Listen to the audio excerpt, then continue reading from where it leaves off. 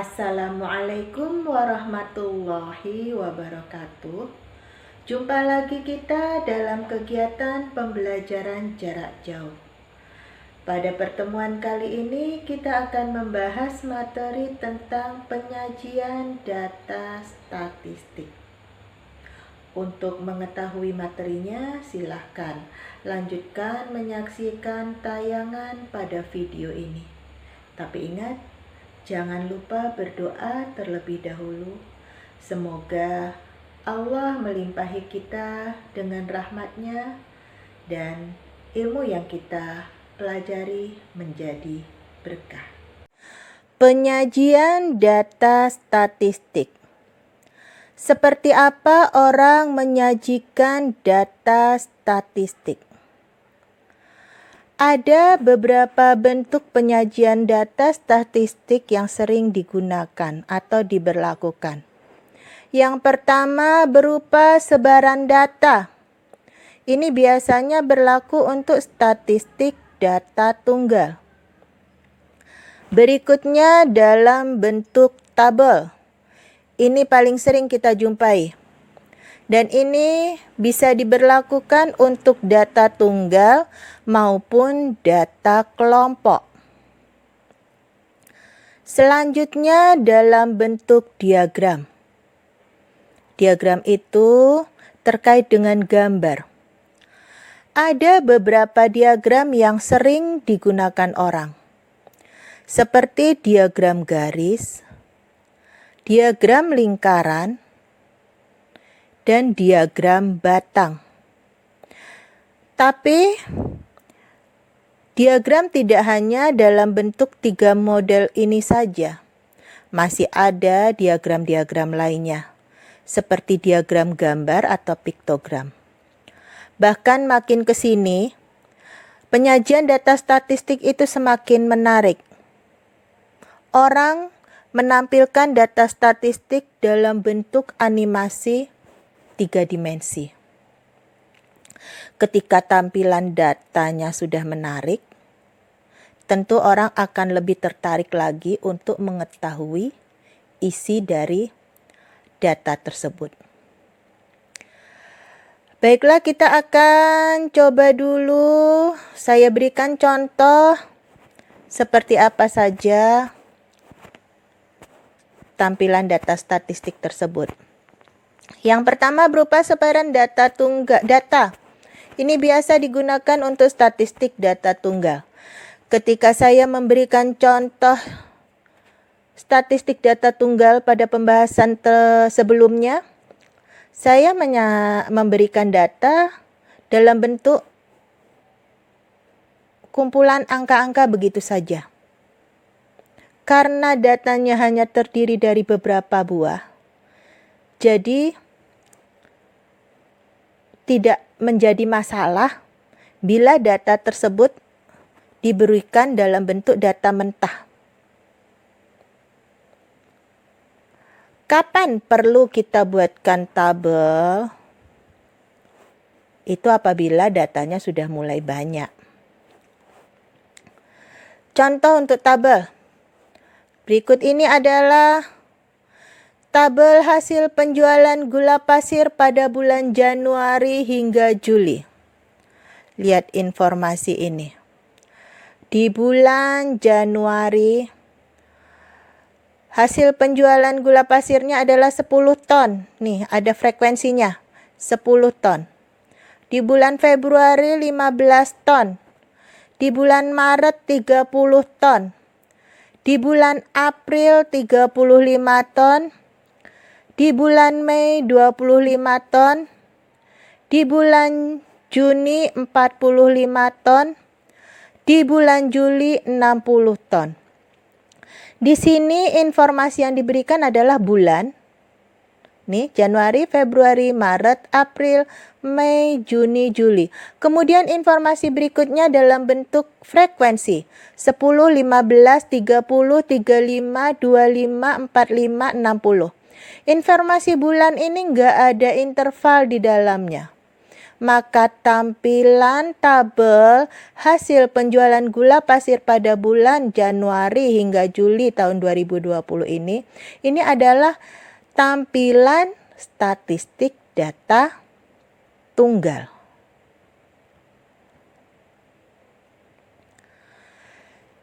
Contoh tabel kedua adalah waktu tempuh dalam lomba lari 5 km. Perhatikan. Yang waktu tempuhnya 15 hingga 18 menit ada 8 orang. 19 sampai 22 menit ada 16 orang. Di sini ada interval. Dan ada frekuensi. Maka tabel kedua ini adalah tampilan data statistik dalam bentuk data kelompok. Jadi walaupun dalam bentuk tabel, itu bisa berupa data tunggal, bisa berupa data kelompok. Yang berikutnya diagram. Kita bahas dulu diagram garis. Namanya saja diagram garis, maka ya bentuknya bentuk garis. Ini saya ambilkan tadi contoh hasil penjualan gula pasir pada bulan Januari hingga Juli. Di sini yang informasinya Januari 10 ton, Februari 15 ton, Maret 30 ton, April 35 ton, Mei 25 ton, Juni 45 ton, Juli 60 ton. Kapan diagram garis ini digunakan orang? Biasanya orang menggunakan diagram garis ini bila informasi yang akan ditampilkan itu ada beberapa. Kalau ini kan saya berikan contoh hanya satu buah diagram. Bila ada banyak tampilan data yang ingin ditampilkan dan mereka saling mendukung informasi, maka biasanya orang bikinnya dalam bentuk diagram garis begini. Nanti ada lagi diagramnya begini di sini. Ada lagi selanjutnya begini. Pokoknya dalam satu buah diagram ini ada beberapa banyak diagram. Sering kita jumpai bila kalian lihat masuk ke situs harga emas hari ini. Nah, di situ itu akan terlihat tuh. Ada yang garisnya warna hijau, ada yang garisnya warna kuning, ada yang garisnya warna merah. Itu informasi, setiap garis itu informasinya saling berhubungan sehingga harus ditampilkan dalam satu bentuk diagram. Nah, orang sering menggunakan diagram garis karena simpel. Ketika ada banyak garis di dalamnya, mereka tidak akan saling berhimpit sehingga informasinya bisa nampak dengan jelas. Yang berikutnya, diagram lingkaran. Ini juga contohnya. Diagram lingkaran. Januari itu 5%. Tadi 15 ton kan? Dari keseluruhan totalnya, ternyata di Januari itu 15%. Februari 7%. Maret 14%, April 16%, Mei 11%, Juni 20%, Juli 27%. Dan diagram lingkaran ini ada macam-macam pula modelnya. Ada yang bulat begini saja, ada yang lingkarannya dalam bentuk 3 dimensi. Yang berikutnya diagram batang. Nih.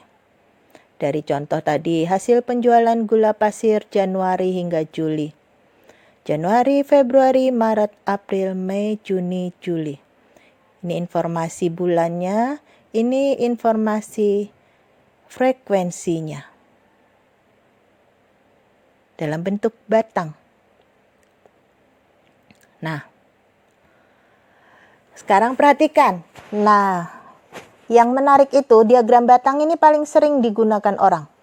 Ini saya berikan 3 contoh diagram batang. Bentuknya mirip, tapi ini tidak sama. Serupa tapi tak sama. mewakili beberapa bentuk. Ada yang merupakan penyajian data statistik dalam bentuk data tunggal, ada yang merupakan penyajian data statistik dalam bentuk data kelompok. Kenapa saya kasih gambaran ini? Karena ketika kita menemukan data dalam bentuk diagram, kita harus tahu ini artinya apa. Kalau misalnya kita belum terbiasa, maka kita bisa pindahkan dulu diagram ini ke dalam bentuk tabel yang biasa kita kenal sebelumnya. Kita lihat dulu, nih yang pertama, gambar pertama. Lihat tabelnya, diagram batangnya di sini informasinya 25, 32, 40, 60. Ini statistik data tunggal atau statistik data kelompok? Kita harus pikirkan terlebih dahulu. Ingat, kalau statistik data kelompok dia memiliki interval. Kalau statistik data tunggal dia tidak memiliki interval. Kalaupun ada interval, intervalnya 1. Yaitu bukan interval sih namanya. Nah, jadi kamu perlu lihat dulu. Ini lihat, 25 ke 32, 32 ke 40, 40 ke 60. Apakah ada jarak yang sama pada mereka ini, pada data ini? Nggak ada kan? Sama seperti tadi informasi hasil penjualan gula. Informasinya itu hanya tentang tahun. Tidak ada interval di dalamnya.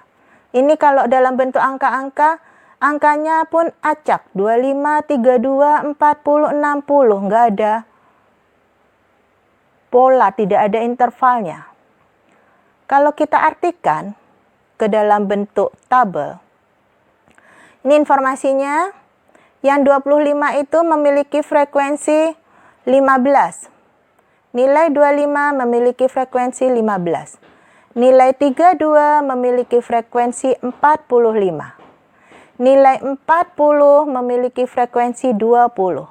Nilai 60 memiliki frekuensi 30. Maka tampilan data yang disajikan dalam bentuk diagram batang tadi itu merupakan tampilan data tunggal.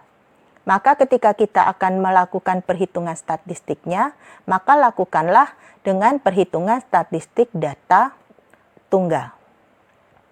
Kita perhatikan contoh berikutnya. Dengan bentuk yang sama, mirip. Lihat di sini.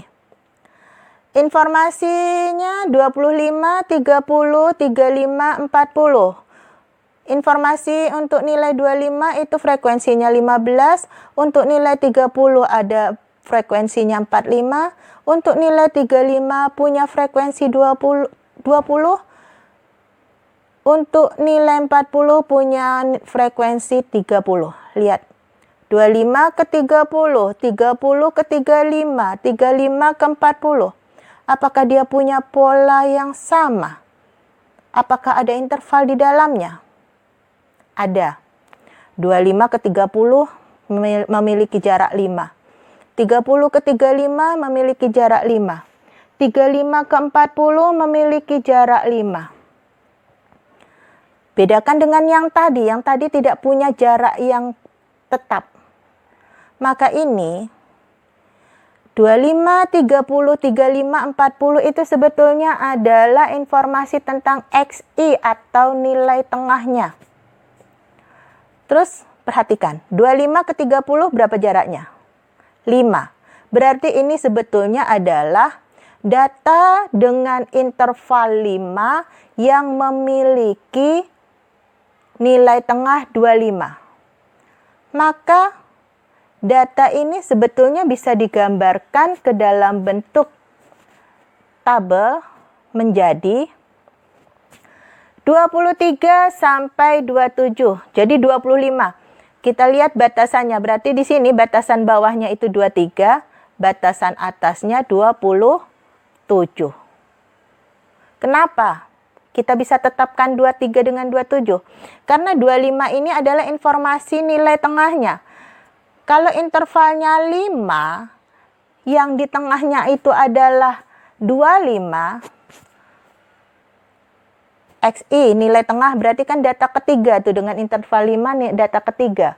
Berarti dua data di bawahnya adalah 23, dua data di atasnya adalah 27. Berapakah banyaknya frekuensi pada interval 23 ke 27? 15. Yang berikutnya, 30 ini nilai tengah, maka data ini terletak pada interval 28 hingga 32. Dengan frekuensi 45. Selanjutnya di 35. 35 ini nilai tengahnya. Berarti datanya itu berada pada 33 hingga 37. Dengan frekuensi 20. Yang 40 ini begitu juga. Itu nilai tengah dari data dengan interval dari 38 hingga ke 42.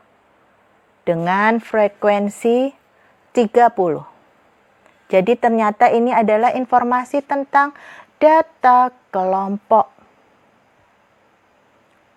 Saya ingatkan, apabila intervalnya sama, memiliki interval yang sama, ini 25 ke 30, 30 ke 35, 35 ke 40 memiliki interval yang sama, yaitu sama-sama memiliki interval 5, maka ini sebetulnya informasi ini adalah informasi tentang nilai tengah data. Bedakan dengan contoh yang pertama tadi, yang tidak memiliki interval. Berarti ini adalah data kelompok. Tampilan berikutnya. Nah, kalau ini jelas-jelas. Di sini ditampilkan batas bawahnya 23, 27. Batas bawahnya 28, 32. Batas bawahnya 33, 37. Batas bawahnya 38, 42. Ada intervalnya jelas. 23 ke 27, 28 ke 32, 33 ke 37, 38 ke 42. Maka ini jelas-jelas merupakan tampilan data statistik dalam bentuk data kelompok. Nah, bagaimana kalau diagram batangnya rapat-rapat seperti ini, histogram? Mirip seperti yang tadi, 15, 45, 20, 30. Tapi diagramnya ini rapat, menyatu. Kalau yang tadi kan diagram batangnya tidak menyatu, terpisah-pisah. Dan di sini diberikan 22,5, 27,5, 32,5, 37,5, 42,5. Kita perlu lihat dulu. Kalau dia rapat begini, berarti seperti ini, 27,5. Ini data yang terpakai untuk diagram batang yang sebelah kiri, juga terpakai untuk diagram batang yang sebelah kanan. Begitu juga 32,5. 32,5 ini di garis sini, di pembatas ini, dia juga merupakan informasi dari diagram batang yang sebelah kirinya, juga merupakan informasi dari diagram batang sebelah kanannya. Nah, ingat, saya ingatkan, tepi bawah. Ketika belajar tentang statistik data kelompok, saya pernah menyebutkan adanya tepi bawah dan tepi atas. Ini 22,5 itu pinggiran ini. Berarti 22,5 itu adalah tepi bawah dari diagram batang yang punya frekuensi 15 ini. 27,5 ini adalah tepi atasnya. Ingat, kalau tepi bawah itu kan informasinya adalah data paling bawah dikurangi setengah. Kalau data paling bawah dikurangi setengahnya 22,5, berarti data paling bawahnya berapa? 23. Nah, 27,5 untuk diagram batang yang frekuensinya 15 ini merupakan tepi atasnya. Ingat, tepi atas itu apa? Nilai atas ditambahi 0,5 atau setengahnya. Kalau tepi atas itu nilai atas ditambah 0,5, berarti tepi atasnya pada diagram batang yang punya frekuensi 15 ini berapa? 27. Maka untuk diagram batang yang punya frekuensi 15 itu sebetulnya adalah diagram dengan interval 23 hingga 27. Nah, kita beralih ke diagram batang berikutnya yang punya frekuensi 45 ini. 27,5 merupakan tepi bawah, berarti nilai bawahnya adalah 28. 32,5 merupakan tepi atas, berarti nilai atasnya adalah 32. Oh iya, yang 23 hingga 27 tadi frekuensinya adalah 15 dan yang 28 hingga 32 frekuensinya 45. Berikutnya, yang diagram batang ketiga yang frekuensinya 20 ini. 32,5 pada diagram batang ini itu merupakan tepi bawah. Berarti nilai bawahnya adalah 33. Dan 37,5 untuk diagram batang yang punya frekuensi 20 ini adalah tepi atasnya. Maka nilai atasnya adalah 37. Berarti untuk diagram batang ketiga ini adalah informasi tentang interval 33 hingga 37. Frekuensinya adalah 20. Dengan cara yang sama berarti untuk diagram batang yang terakhir yang punya frekuensi 30 ini 37,5 merupakan tepi bawah, berarti nilai bawahnya adalah 38. 42,5 merupakan tepi atas, maka nilai atasnya adalah 42 dengan frekuensi 30. Dan kita tahu untuk data yang punya interval itu merupakan statistik data kelompok. Barusan merupakan paparan dari penyajian data statistik. Yang perlu dipahami dalam penyajian data statistik adalah bagaimana cara menentukan apakah data yang ditampilkan tersebut merupakan data tunggal ataukah data kelompok. Kenapa kita harus mampu membedakannya? Agar tidak terjadi kesalahan ketika melakukan perhitungan. Jangan sampai data yang ditampilkan dalam bentuk data tunggal diolah menjadi bentuk data kelompok. Sedangkan data yang ditampilkan dalam bentuk data kelompok diolah dengan menggunakan rumusan data tunggal. Tentu kesalahan pengolahan data akan memberikan kesalahan hasil perhitungan. Dan ini tentu tidak kita inginkan. Untuk itu, pelajarilah materi ini, kemudian untuk lebih memahaminya, kerjakan latihan yang saya berikan. Untuk materi penyajian data statistik, saya cukupkan sampai di sini dulu. Sampai jumpa lagi dalam pertemuan berikutnya. Assalamualaikum warahmatullahi wabarakatuh.